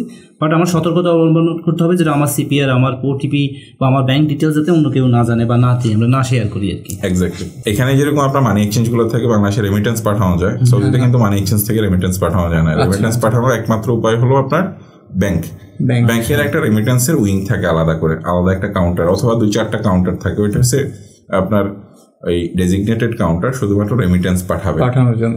আর মানি এক্সচেঞ্জ গুলোতে শুধুমাত্র মানি এক্সচেঞ্জ করবে, টাকা পরিবর্তন করবে, বিভিন্ন দেশের কারেন্সি সেল করবে, ট্রান্সফার করা যাবে না। আর সৌদিতে আপনার বিভিন্ন ধরনের ব্যাংকে আপনার মোবাইল অ্যাপ্লিকেশন আছে। এখন আপনার যারা সচেতন একটু মোবাইল অ্যাপ্লিকেশন ইউজ করতে যারা অভ্যস্ত, তারা মোবাইল অ্যাপ্লিকেশনের মাধ্যমে পাঠায়, সহজভাবে পাঠানো যায়। ওই অ্যাজ ইউজুয়াল যে জিনিসটা হয় আর কি, যারা জানে না বা যারা এই সম্পর্কে মানে এখন পর্যন্ত বুঝে না যে আসলে ডিজিটালাইজে আমরা সহজে আমরা ট্রানজাকশন ঘরে বসে করতে পারি আর কি, সেই ক্ষেত্রে জিনিসটা হইতেছে আর কি। ভাইয়া কিছুক্ষণ আগে আমাদেরকে শুরুতে বলছিল যে ওই বিভিন্ন ব্যাংকে যে মানে একটা ফিক্সড ডিপোজিট এবং আল হায়াত, ওনার বিভিন্ন ব্যাংকের বিভিন্ন নামে এরকম স্কিমগুলো আছে ফিক্সড ডিপোজিট। তো আমাদের এখানে দেখা যায় আপনার মোস্টলি আমরা যারা আছি, আমাদের ম্যাক্সিমাম ইনকাম আমরা হয় এক্সপেন্স করার পরে বাকিটা আমরা দেশে পাঠাই, তো দেশে সেভিংস করি, দেশে ইনভেস্টমেন্ট করি। অন্যান্য ন্যাশনালিটিতে কিন্তু এই মানে তারা যে দেশে থাকে ওইখানে তারা রিইনভেস্টমেন্ট করে অথবা সেভিংসটা ওখানে করে, কিন্তু আমাদের মধ্যে এটার প্রবণতা খুবই কম। আমরা চাই মানে আমরা মনে করি আমাদের যেটা থাকে আমাদের ক্যাশ অথবা ব্যাংক, এটা দেশে থাকলে মানে বেশি সেফ থাকে, অথবা আমার ইনভেস্টমেন্ট আমরা দেশে করতে চাই। তো এক্ষেত্রে মানে আপনি কি পরামর্শ দেবেন যে আমরা কি এখানের ব্যাঙ্কগুলোতে, আমরা যখন এখানে আসি এখানের ব্যাঙ্কগুলোতে কি আমাদের এই ধরনের ইনভেস্টমেন্ট অথবা ডিপোজিট রাখাটা কতটুকু আমাদের জন্য উপকারী হবে, অথবা আমরা যদি আমাদের প্ল্যান থাকে যে ফিউচারে আমরা এখানে ইনভেস্টমেন্ট করব, আমরা আমার বিজনেস করব, এই ক্ষেত্রে এটা কতটুকু সাপোর্টিং হবে? খুব গুরুত্বপূর্ণ একটা প্রশ্ন করেছেন। আমরা সাধারণত প্রবাসী বাংলাদেশি যারা আছে তারা বেশিরভাগ ক্ষেত্রেই মাস শেষে যে যত টাকা ইনকাম করে বেশিরভাগ ক্ষেত্রেই আমার কাছে তো মনে হয় প্রায় 95% অথবা তারও বেশি মানুষ যত টাকা ইনকাম করে নিজের পার্সোনাল এক্সপেন্সের টাকা বাংলাদেশে পাঠিয়ে দেয়। এখানে অনেকেই চিন্তা করে যে এখানে টাকা রাখা নিরাপদ না, অনেকেই অন্য কোনো প্রয়োজনের খাতির তাগিদে কিংবা আপনার পরিবারের কারণে দেশে পাঠিয়ে দেয়। তো এখানে টাকা রাখা আসলে বাংলাদেশে মানে প্রত্যেকটা ব্যাংকেই আসলে বাংলাদেশ বলেন এখানে বলেন টাকা রাখা অনেক সেফ। এখানে ব্যাংকগুলোতে আমরা সাধারণত আপনার এই যে আমি আপনাকে একটা অ্যাকাউন্টের নাম বলেছি আল হায়াত অ্যাকাউন্ট যেটা বলেছেন, ওইটা আসলে ফিক্সড ডিপোজিট না, ওইটা আপনার স্পেশাল একটা সেভিংস স্কিম যেটা আপনি কোনো ইন্টারেস্ট পাবেন না। রেফারেল ড্রয়ের মাধ্যমে আপনি যদি আপনার নাম আসে অথবা আপনার নাম্বারটা আসে তখন আপনি একটা প্রাইস পাবেন। এটা বিভিন্ন ব্যাংক বিভিন্ন অ্যামাউন্টের অনেক বড় ধরনের প্রাইস দেয়। কোনো কোনো ব্যাংক 1 লাখ দিনার, কোনো কোনো ব্যাংক 1 মিলিয়ন দিনার পর্যন্ত দেয় গ্র্যান্ড প্রাইস যেটা। এটার বিষয়টা কি একটু কাদের জন্য আসলে এটা মানে আমরা যারা মিডল ক্লাসে আমাদের প্রবাসী যারা আছে 50-100 দিনার রেখে কি আসলে সম্ভব কিনা, নাকি এটা আসলে যত বেশি আপনি রাখবেন তত বেশি? এটা হলো আসলে প্রত্যেক 50 দিনার এগেনস্টে আপনাকে একটা সার্টিফিকেট দিবে, একটা নাম্বার দিবে। আচ্ছা আচ্ছা। তো মানে এটা একটা লটারি কুপনের মতো। হ্যাঁ, আপনি যদি 50 দিনারের যদি গুণিতক আকারে আপনি যত বেশি রাখবেন, ধরুন আপনি 50 দিনারের ক্ষেত্রে আপনি 5000 দিনার রাখলেন অথবা 50,000 দিনার কিংবা 1 লাখ দিনার রাখলেন, তার মানে আপনি অনেকগুলো নাম্বার পেলেন, অনেকগুলা কুপন পেলেন প্রতি 50 দিনারের এগেইনস্টে আপনি একটা করে। এটা কিন্তু আবার আপনি কুপনটা কিনতেছেন না, 50 দিনার আপনার অ্যাকাউন্টে আসে। হ্যাঁ, মানে যে যত বেশি ইনভেস্ট করতে পারে তার তত বেশি সম্ভাবনা থাকে। হ্যাঁ, আবার এটা আপনার ভাগ্যে থাকলে দেখা গেছে যে আপনি একটা সার্টিফিকেট অথবা 50 দিনের অ্যামাউন্ট রেখেও আপনি হয়তো পেয়ে যেতে পারেন। আপনার ভাগ্যের ব্যাপার। কারণ এটা যখন মোস্টলি ব্যাংকে এটা দেখা যায়, তারা বড় বড় অ্যাড করে বিলবোর্ডে দেয়। এটা এক এক মোস্টলি সব ব্যাংকে আছে, এটা এক এক ব্যাংকে এক এক নামে স্কিমটা। হ্যাঁ, তো যেটা বলছিলাম আপনার এই অ্যাকাউন্টে কিন্তু আপনার কোনো লাভ নেই। আপনি চাইলে যে কোনো সময় আবার টাকা উত্তোলনও করে ফেলতে পারেন। আপনি যখন উত্তোলন করে ফেলবেন ড্র এর আগে, তখন কিন্তু আপনি এলিজিবল হবেন না পরবর্তী ড্র এর জন্য। হ্যাঁ, আর স্পেশাল সেভিংস স্কিম আরও কিছু আছে, যেমন আপনার ফিক্সড ডিপোজিট একটা আছে। ফিক্সড ডিপোজিট এখানে আসলে যারা আমরা স্বল্প আয়ের মানুষ তাদের জন্য এটা উপযুক্ত বলে মনে হয় না, কারণ বিভিন্ন ব্যাংকগুলোর আপনার মিনিমাম ফিক্সড ডিপোজিটের অ্যামাউন্ট আছে, যেমন 5,000 দিনার, 7,000 দিনার, 10,000 দিনার কিংবা তারও বেশি অঙ্কের। এবং ফিক্সড ডিপোজিটও ব্যাংকগুলো আপনাকে ইন্টারেস্ট খুবই কম দেয়, এখানে 2%, 3% ম্যাক্সিমাম এই ধরনের, এর বেশি ইন্টারেস্ট দেয় না। বাট আমি ব্যক্তিগতভাবে আমার জায়গা থেকে আমাদের বাংলাদেশি কমিউনিটির লোকজনের কথা চিন্তা করে এবং আমাদের সাউথ এশিয়ান যে কমিউনিটি আছে তাদের কথা চিন্তা করে, আমাদের বাংলাদেশ, ইন্ডিয়া, পাকিস্তানে যেরকম আপনার আমরা সাধারণত যেটাকে ডিপিএস বলে থাকি, রিকারিং ডিপোজিট, যেটা আপনার প্রত্যেক মাসে আমরা আপনার কিছু একটা পেমেন্ট করতে হবে নির্দিষ্ট পরিমাণ, সেটা হতে পারে 10 দিনার, হতে পারে 20 দিনার, ব্যাংক সেটা নির্ধারণ করবে। এই ধরনের কিছু একটা করার জন্য আমি ব্যক্তিগতভাবে আমি আমাদের হায়ার ম্যানেজমেন্ট যারা আছে তাদের সাথে গত কিছুদিন আগে একটা মিটিং করেছি। পাশাপাশি আরেকটা বিষয়, আল হায়াত অ্যাকাউন্ট আমরা যেটা বলেছি যে 50 দিনের এগেনস্টে প্রত্যেকটা মানে একটা কুপন আছে, সেটা আমি আমাদের কমিউনিটির কথা চিন্তা করে ওই অ্যামাউন্টটা 50 দিনের জায়গায় আরো কমাতে চাচ্ছি, আমি 20 দিনার করে নিয়ে আসতে চাচ্ছি। 20 দিনে হলে অনেক স্ট্যান্ডার্ড হবে আমাদের কমিউনিটির জন্য। হ্যাঁ, তো এটা স্পেশাল আমাদের কমিউনিটির কথা চিন্তা করে আমি আরো একটা প্রোডাক্ট আমরা ইনক্লুড করতে চাচ্ছি স্পেশাল সেভিংস স্কিমের, যেটা 50 দিনার সেটা 20 দিনার হবে। বাট সেক্ষেত্রে প্রাইসটাও আপনার বিবিকের রেগুলার ব্রাঞ্চে যারা 50 দিনার করে যারা কিনে থাকে তাদের সাথে সিমিলার হবে না, কিছুটা কম হবে। আমরা দেখা গেছে যে অনেকেই আমরা সেভিংস করতে চাই, এখানে এফডিআর করার মতো আমাদের ওই ধরনের অ্যাবিলিটি নেই, আমরা করতে পারতেছি না। আমরা ডিপিএস করার এখানে বাহারাইনে কোনো ব্যাংকে অপশন নাই, তাই করতে পারতেছি না। কিংবা এই যে 50 দিনার করে আপনার অনেকেই রাখতে পারে না, তো তাদের কথা চিন্তা করে আমি আমার এই 2টা প্রোডাক্টের কথা করছি। আমার হায়ার ম্যানেজমেন্টকে আমি প্রপোজ করছি, তারা এটার ব্যাপারে খুবই পজিটিভ, তারা রিভিউ করে আমাকে খুব শীঘ্রই জানাবে। আর যেটা বলছিলেন ভাই যে আমরা দেশে টাকা পাঠিয়ে দিই, আসলে অনেক ক্ষেত্রে আমরা আসলে এখানে দেশে টাকা পাঠিয়ে দিলে অনেক সময় সাফার করি। আমরা দেখা গেছে এখানে যারা বিজনেস করি অথবা জব করি, একটা সময় আমাদের মাথায় আসলো যে আমরা বিজনেস করবো, এখানে এন্টারপ্রেনিয়ার হবো, তখন আমরা যারা প্রতি মাসে দেশে টাকা পাঠিয়ে দিই, দেশ থেকে টাকাগুলো কিন্তু আবার ইলিগেল ওয়েতে নিয়ে আসতে হয়। কারণ আমাদের দেশ থেকে টাকা অন্য দেশে নেওয়ার লিগেল কোনো ওয়ে নাই এখন পর্যন্ত। আপনি যে দেশে থাকেন পৃথিবীর, আপনি লিগ্যাল ওয়েতে আপনি দেশ থেকে আপনার সেভিংস আছে অথবা আপনি আপনার অ্যাসেট সেল করছেন, ওই টাকাটা আপনি লিগ্যাল ওয়েতে কোনো অন্য দেশে ট্রান্সফার করতে পারবেন। আমরা যদি আমাদের বিনিয়োগ করার ইচ্ছা থাকে এইসব দেশে, আমাদের যদি অনেক সময় অনেক আর্জেন্সিও থাকতে পারে, আমরা পরিবারের কথা চিন্তা করি ভালো, বাট সব টাকা আমরা দেশে না পাঠিয়ে দিয়ে আমরা যদি নিজের জন্য এখানে কিছু রাখি, নিজের অ্যাকাউন্টে এখানে যদি কিছু রাখি, তাহলে সেটা আমাদের জন্য কল্যাণকর। এবং যারা ইনভেস্টমেন্ট করতে চায় ভবিষ্যতে, যারা বিজনেসের সাথে ইনভলভ হতে চায়, তারা প্রতি মাসে নির্দিষ্ট একটা পরিমাণ নির্দিষ্ট করে একটা স্যালারির একটা অংশ আপনি পরিবারের জন্য পাঠান, একটা অংশ নিজে খরচ করেন, আর একটা অংশ আপনি দেশে সেভ করেন, একটা অংশ এখানে রাখতে পারেন। আর এই প্রশ্নের সাথে একটা লিঙ্কেজ যেটা আমাদের মাঝে কনফিউশন হয়, যে আমরা রিসেন্টলি অনেক দেখি যে অনেক ক্ষেত্রে হয়, মোস্টলি আমাদের কমিউনিটির মধ্যে, যে এমপ্লয়ি যখন দেশে যায়, কারণ অনেক সময় দেখা যায় তার ওয়ার্ক পারমিট ক্যান্সেল হয়ে যায়, অথবা সে দেশ থেকে আসে না, তখন কোম্পানি তার ওয়ার্ক পারমিট ক্যান্সেল করে দেয়। ওই ক্ষেত্রে যখন আমার এখানের ব্যাঙ্ক অ্যাকাউন্টে আমার কোনো অ্যামাউন্ট থাকবে, ওইটা আমি কিভাবে আমি পাইতে পারি? কারণ আমার ওয়ার্ক পারমিট ক্যান্সেল হয়ে গেলে তো আমার ব্যাঙ্ক অ্যাকাউন্টও ক্যান্সেল হয়ে যায় মোস্টলি। আসলে ওয়ার্ক পারমিট ক্যান্সেল হলে আপনার ব্যাঙ্ক অ্যাকাউন্ট ক্যান্সেল হয় না।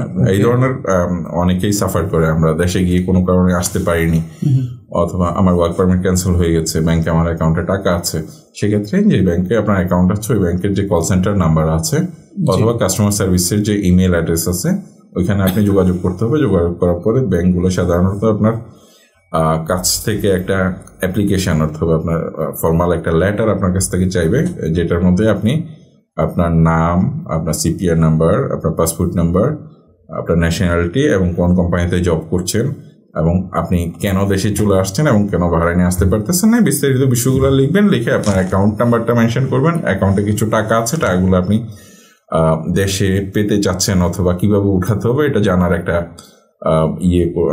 আপনি মানে কিভাবে এটা করতে হবে, ওদের কাছে ইমেল করলে আপনার ওই কনসার্ন ডিপার্টমেন্ট আপনাকে রিপ্লাই করবে। ওরা আপনার যে পেপারসগুলো চাইবে, যে ডকুমেন্টসগুলো চাইবে, সাধারণত ওরা ডকুমেন্টসটা আপনার সিপিআর কপি, পাসপোর্ট কপি এবং আপনার কাছ থেকে একটা লেটার, যেটাতে আপনার ব্যাংকের যে সিগনেচারটা আছে ওই সিগনেচারটার সাথে ম্যাচ করে সেম সিগনেচারটাই আপনি ওই লেটারটার মধ্যে দিতে হবে। মানে ইমেইলে আমরা পাঠালে হবে না, আমরা একটা আপনার ইয়েতে কাগজের মধ্যে লেটার করতে হবে, লেটার হার্ড কপি কুরিয়ারের মাধ্যমে, কুরিয়ার মাধ্যমে না, কুরিয়ার মাধ্যমে হার্ড কপি আপনি প্রিন্ট আউট করে সিগনেচার করে ব্যাংকে যে সিগনেচারটা দিয়েছেন ওই সিগনেচারটা আপনাকে আইডেন্টিফাই করার জন্য সিগনেচারটা প্রয়োজন, আপনি যে কাস্টমার জেনুইন সেই জন্য। তো ওই সিগনেচারটা সহ তারপরে স্ক্যান করে আপনি ইমেলে পাঠাতে পারেন। এরপরে ব্যাংক আপনাকে বেশিরভাগ ক্ষেত্রে আপনার এখানে আপনি কাউকে অথরাইজড করলে তার অ্যাকাউন্টে আপনার ট্রান্সফার করে দেবে ব্যাংক, এটাই করে বেশিরভাগ। আর যদি আপনি এইভাবে না চান, আপনি যদি বলেন আমার বাংলাদেশের এই অ্যাকাউন্টে পাঠান, সেটাও করে।